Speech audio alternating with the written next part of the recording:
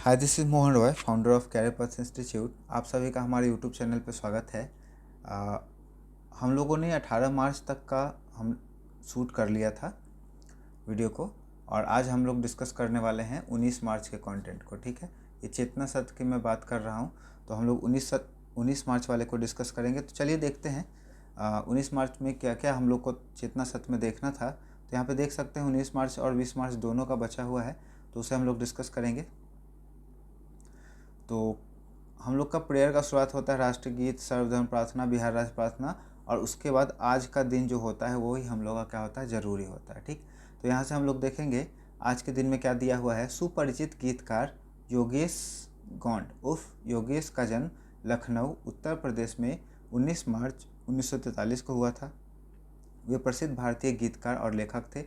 Film और साहित्य के क्षेत्र में उनके योगदान के लिए उन्हें दादा साहेब फाल्के पुरस्कार के अलावा यश भारती पुरस्कार भी दिया गया था। तो ये पहला पर्सन है जिनका यहाँ पे बात कर रहा है जन्म के बारे में, है ना। ये 19 मार्च की बात है। दूसरा, सर जॉन हुबर्ट मार्शल का जन्म 19 मार्च 1876 ईस्वी में इंग्लैंड में हुआ था। वे प्रसिद्ध पुरातत्व शास्त्री थे। 1902 से 1928 तक भारतीय पुरातत्व सर्वेक्षण विभाग के महानिदेशक थे। हड़प्पा का प्रथम पुरातात्विक उत्खनन 1921 में किया गया था।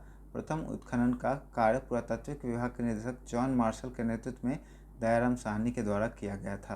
तो आज के इम्पॉर्टेंट पॉइंट में आपका यहाँ पे 3 पॉइंट इम्पॉर्टेंट बन के आता है।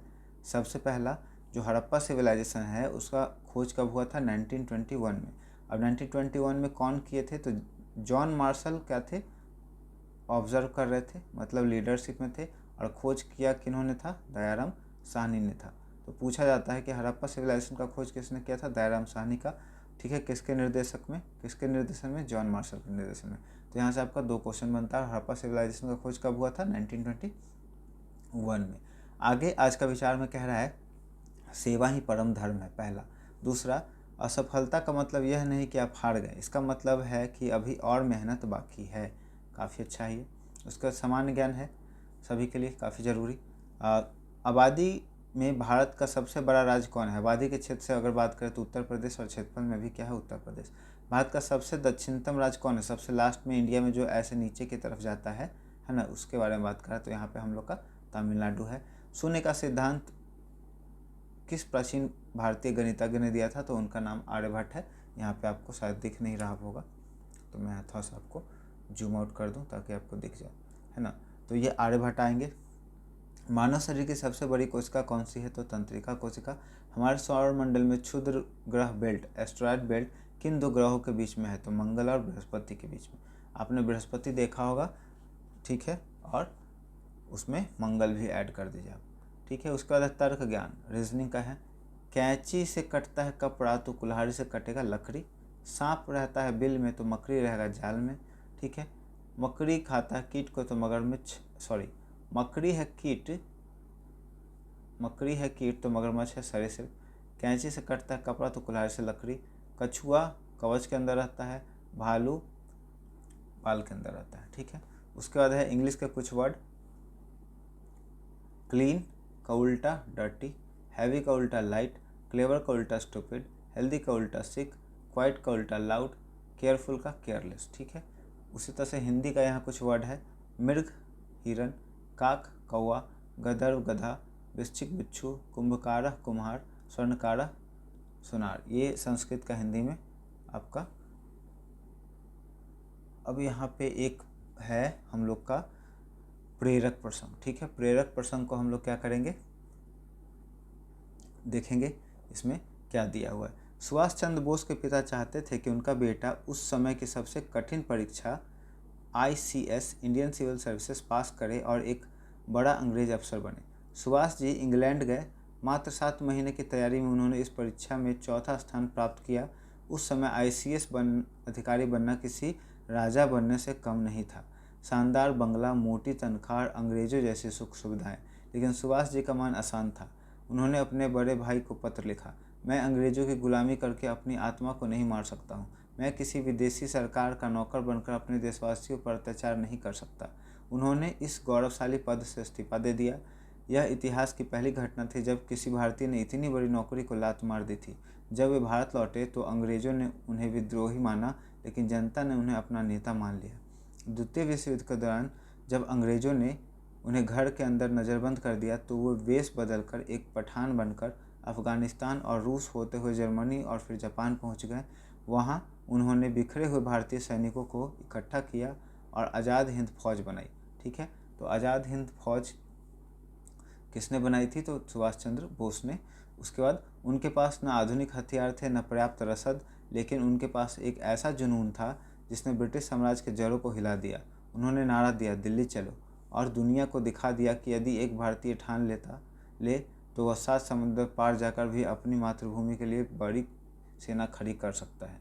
उसके बाद हम लोग का 6 to 8 का ख़त्म हो गया। 9 और 12 का यहाँ पे है, जिसमें यहाँ तक आपको पता होगा, काफ़ी दिन से आप देख रहे होंगे तो आपको मालूम होगा, सेम रहता है। विचार अलग है। मैं सभी को एक ही तरह से बात करता हूँ, मैं सभी से एक ही तरह से बात करता हूँ, चाहे वो कूड़ा उठाने वाला हो या विश्वविद्यालय का अध्यक्ष। इसमें बहुत ही गहराई का बात छुपा हुआ है ना, कि आप दुनिया में जो भी लोग हैं, चाहे वो जिस भी तरह का काम करे, उसको आप एक ही तरह से क्या करें, रिस्पेक्ट दें, क्योंकि वो भी ह्यूमन बीइंग है। उसके बाद 98 में यहाँ पे है 98वें अकादमी पुरस्कार ऑस्कर 2026 में किस फिल्म के सर्वश्रेष्ठ लेखक का खिताब जीता? One battle of another. दूसरा, 350 अंतर्राष्ट्रीय मैच खेलने वाली दुनिया की पहली महिला क्रिकेटर कौन बनी? Ellyse Perry. खेलो इंडिया ट्राइबल गेम्स 2026 का आयोजन कहाँ किया गया? छत्तीसगढ़। उसके बाद हाल ही में अर्पिता पात्रा ने किस महाद्वीप में सबसे ऊंची ज्वालामुखी ओजोस डेल सालाडो पर तिरंगा फहराया? दक्षिण अमेरिका। ठीक है, अर्पिता पात्रा याद रखिएगा। उसके बाद ये ज्वालामुखी का नाम याद रखिएगा और देश का नाम याद रखिएगा, दक्षिण अमेरिका। ठीक है, उसके बाद आगे बढ़ते हैं हम लोग। यहाँ पे है सामान्य ज्ञान का क्वेश्चन। क्लोरोफिल में कौन सी धातु पाई जाती है? मैग्नीशियम। बहुत ही इंपॉर्टेंट क्वेश्चन है कॉम्पिटिटिव एग्जाम के लिए। क्लोरोफिल के अंदर कौन सी धातु पाई जाती है? तो मैग्नीशियम। वृक्क की रचनात्मक इकाई क्या है? नेफ्रॉन। ये भी अच्छा क्वेश्चन है। स्टेनलेस स्टील में लोहे के साथ क्या मिलाया जाता है? निकेल और क्रोमियम। ठीक है, और यहाँ पे कार्बन भी रहता है, कहीं कहीं कार्बन भी मिलाया जाता है स्टेनलेस स्टील में। विद्युत चुंबक प्रेरण की खोज किसने की थी? Michael Faraday. शनिवार किसका अयस्क है? यहाँ पे टोटल आपका इंपॉर्टेंट क्वेश्चन है कंपटीशन के लिए। हिंदी के कुछ वर्ड है, लगभग या करीब करीब, तकरीबन, अनुमान के आधार पे, अंदाजन, आवश्यकता के अनुसार, यथायोग्य, ऊपर की ओर ऊर्ध्व, नीचे की ओर अधोमुख, चारों तरफ, चतुर्दिक। ठीक है, optimist, pessimist, innocent, guilty, evident, scarce, superior, inferior, generous, stingy, knowledge, ignorance.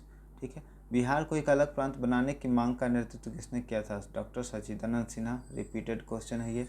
22 मार्च 1912 को बिहार बंगाल से अलग हुआ। ठीक है, किस वर्ष बिहार से उड़ीसा अलग किया गया? 1 अप्रैल 1936। किस वर्ष बिहार से झारखंड अलग हुआ? 15 नवंबर 2000। ठीक है, उसके बाद आगे हम लोग बढ़ेंगे। यहाँ पे तर्क ज्ञान है। एक महिला की ओर इशारा करते हुए एक आदमी ने कहा, उसकी माँ मेरी सास की इकलौती बेटी है। वह आदमी उस महिला से कैसे संबंधित है? ठीक है, उसकी माँ मतलब जिस के तरफ इशारा कर रहा है उसके तरफ कह रहा है बता करके कि वो जो है उसकी माँ मेरे सास की इकलौती बेटी है। इसका मतलब वो उसका पिता है, वो उसकी बेटी है। एक महिला ने एक पुरुष का परिचय दिया, उसकी पत्नी मेरे पिता की इकलौती बेटी है। वह पुरुष उस महिला का क्या लगता है? ठीक है, फिर से पढ़े।